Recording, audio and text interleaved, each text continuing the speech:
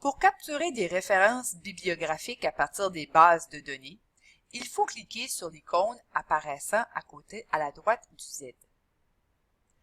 Cette icône change selon le type de document.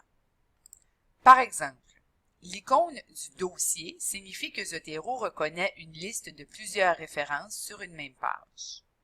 L'icône du livre signifie que Zotero reconnaît qu'il s'agit d'un livre.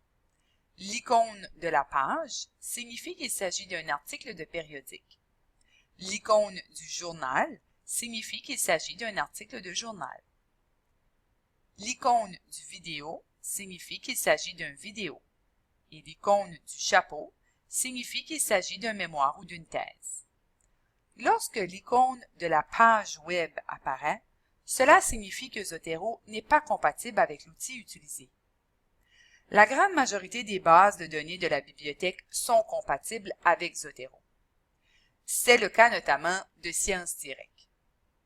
À titre d'exemple, cherchons diabète type 2.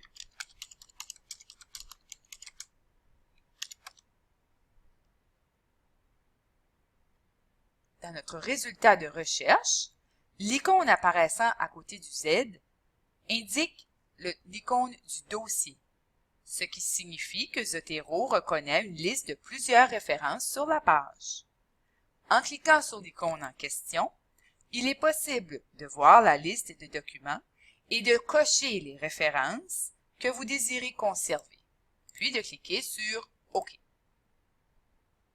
Une fenêtre s'ouvre alors dans le coin inférieur de votre écran pour confirmer que vos références et les articles en format PDF ont bel et bien été enregistrés. Lorsque vous cliquez sur un résultat en particulier, l'icône change pour celui de la page, ce qui signifie que Zotero reconnaît la référence d'un article de périodique.